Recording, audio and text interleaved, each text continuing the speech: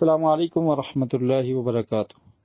10 محرم کے دن اپنے گھر والوں پر خرچ کرنا اور اس میں خرچ کرنے میں وسعت کرنا، فراخی کرنا، اس کے بارے میں عموماً ایک روایت پیش کی جاتی ہے جس کے الفاظ یہ ہیں کہ نبی کریم صلی اللہ علیہ وسلم نے ارشاد فرمایا: من وسع علی عیالہ فی النفقۃ یوم عاشوراء وسع اللہ علیہ سائر سنتہ، کہ جو شخص عاشورہ کے دن اپنے اہل و عیال پر فراخی کے ساتھ خرچ کرتا ہے تو اللہ پورا سال اسے فراخی عطا فرما دیتا ہے۔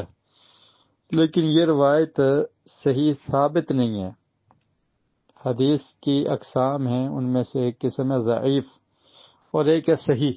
صحیح کا مطلب ہوتا ہے کہ یہ روایت صحیح ثابت ہے، نبی کریم صلی اللہ علیہ وسلم تک واسطوں کے ذریعے، سند کے ذریعے پہنچتی ہے اور صحیح ہے۔ اور دوسری ہوتی ہے ضعیف۔ تو یہ جیسے میں نے آپ کے سامنے یہ روایت لکھ کر بھیجی ہے تو نیچے سٹیٹس پہ لکھا ہوا ہے کہ یہ کیا ہے؟ ضعیف ہے۔ تو ضعیف جو ہے وہ اس کو کہتے ہیں کہ جو ثابت نہیں ہوتی، تو اس لیے یہ روایت صحیح سند کے ساتھ ثابت نہیں ہے کہ نبی کریم صلی اللہ علیہ وسلم نے ایسا ارشاد فرمایا۔ تو پہلی بات تو یہ ہے کہ یہ روایت ہی ضعیف ہے، اور ضعیف روایت جو ہے وہ اس سے استدلال نہیں کیا جا سکتا۔ محدثین کے ہاں یا جو علماء ہیں وہ سمجھتے ہیں کہ اس سے استدلال نہیں کیا جا سکتا۔ کسی بھی مسئلے کو ثابت کرنا ہو تو اس کے لیے حدیث صحیح چاہیے کہ صحیح حدیث ہے، نبی کریم صلی اللہ علیہ وسلم کو فرمان ہم تک صحیح سند کے ساتھ پہنچا ہے، ثابت ہے، تو اس سے مسئلہ ثابت ہوتا ہے۔ تو ایک بات یہ ہے۔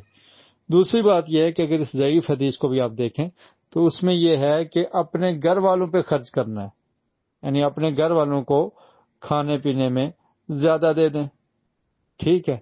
تو اس میں یہ پھر بھی یہ نہیں ثابت ہوتا کہ آپ لوگوں میں 10 محرم کو کھانے تقسیم کریں۔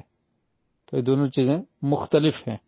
گھر والوں کو کھانا وافر دینا، ان پہ خرچ کرنا، یہ ایک الگ چیز ہے، اور کھانے پکا کر لوگوں میں تقسیم کرنا یہ ایک الگ چیز ہے۔ تو یہ حدیث بھی ضعیف، اور اس سے لوگوں میں تقسیم کرنا پھر بھی ثابت نہیں ہوتا۔ تو اس لیے مسئلے کو سمجھنا چاہیے کہ اس سے کیا ثابت ہو رہا ہے۔ تو اس سے تو یہی ضعیف حدیث ہے، اور اگر آپ ضعیف پر بھی عمل کریں گے تو یہی ثابت ہوتا ہے کہ اپنے گھر والوں پہ خرچ کریں۔ تو باقی صحیح حدیث میں یہ ثابت ہے کہ رسول مکرم صلی اللہ علیہ وسلم محرم میں روزے رکھا کرتے تھے، پورے مہینے میں، یعنی روزے رکھنا، اس کی فضیلت بیان کی ہے، اور 10 محرم کے روزے کے بارے میں فرمایا کہ جو شخص 10 محرم کو روزہ رکھتا ہے تو مجھے اللہ سے یقین ہے کہ اللہ تعالیٰ اس کے 1 سال کے سابقہ گناہوں کو معاف فرما دیں گے۔